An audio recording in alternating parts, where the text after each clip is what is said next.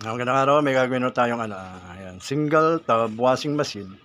Ang problema nito, pag linalagay nila yung tubig dito, nauubos kaagad. Hindi na sila mapaglaba kasi tapon na tapon yung tubig, kaya nasasayang lang.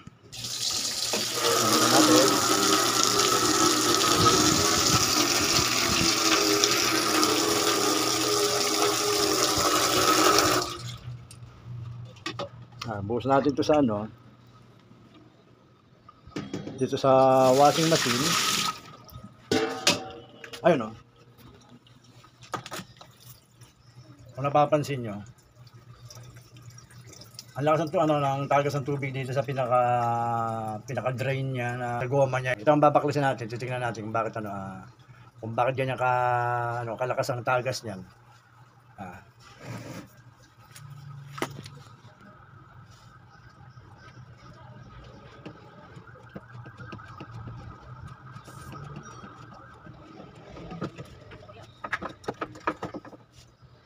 Ayan, na rin yung yung pinaka rubber niya. Halos sira na yan, may punit na. Tapos yung pinaka spring niya, ito halos sinakalawang na ito, ang spring niya pa. Gagawin natin dito, babaklasin natin, papalitan natin to ng isang set para at least magamit na ng maayos. Tapos ito, yung pinaka tab niya, lilinisin na rin natin. Bali ito ang papalitan natin. Babaklasin natin yan.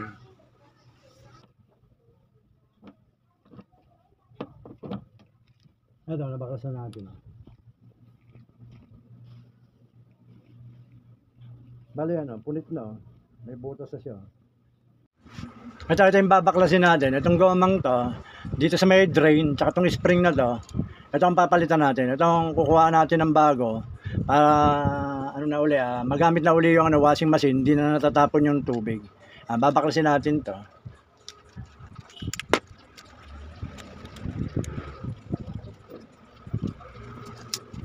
Yan, itong goma ng yung cup ng drain, tsaka itong spring, kalawang na, tsaka ito punit na rin. Ito, hanapan natin ng bago pa. Ito, meron akong bago, ito na. Yan. Bago yung spring, bago yung goma. Ayan, pag bago, talagang maganda yung gilid, hindi katulad nito, punit na. Ito ang ilalagay natin dito.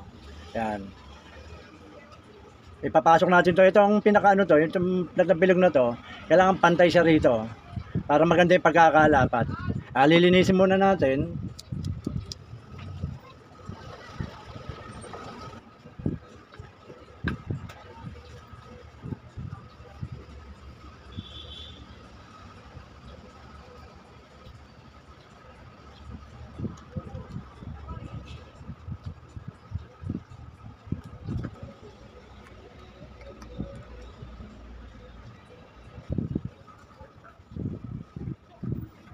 Ayan, naipasok na natin yung bilog na yung kaninang nito, yung nasa dulo, pantay na siya rito. Yan. Bali ito, ilalagay na rin natin. Ito, ilalagay na rin natin. Dito yan. Tapos ito yung pinaka-lock.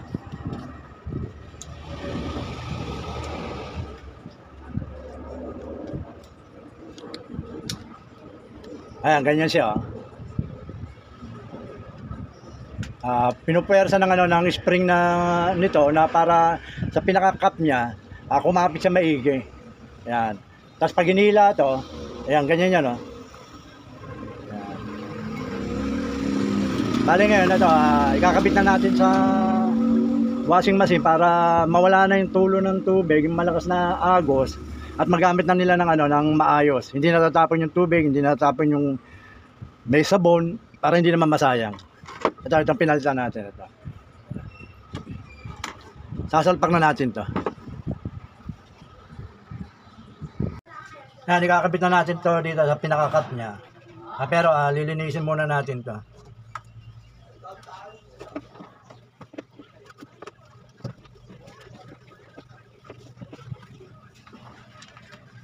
Ilalagay na natin to.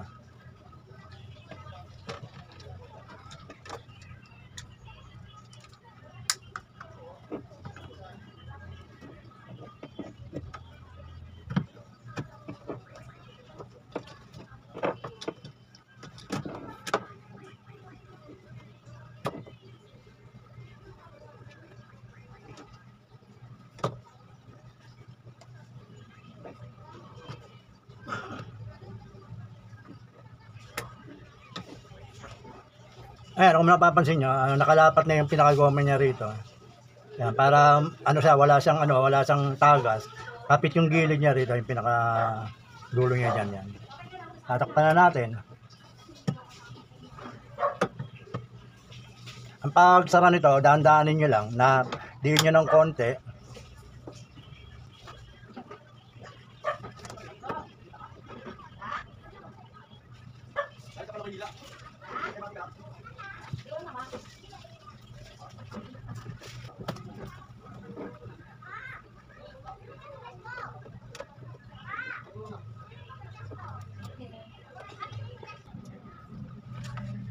Ayan, nakikabit na natin.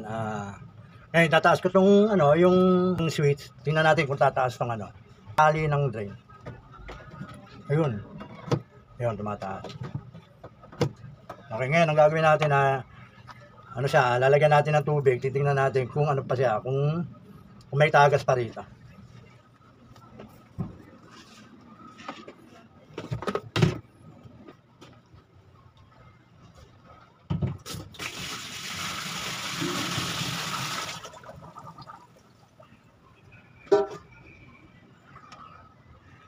May tubig na siya.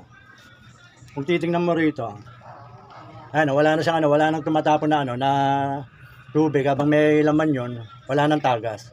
Yan. Ngayon, i-dry natin kung lalabas yung tubig dito.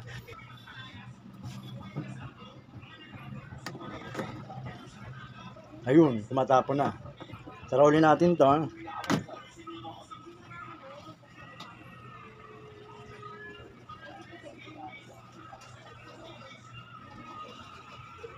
Yan, may tubig pa rin. Pero dito, wala na. Ibig sabihin, pwede na uli silang maglaba. Hindi na matatapon yung tubig. Hindi na mauubos. Yan, makapaglaban na sila, makakapagbanlaw. Yan. Sige po, maraming po salamat sa panonood. Basta watch, share, and subscribe lang po kayo sa mga ginagawa ko para at least lahat ay masusubaybayan. Sige po, maraming po salamat.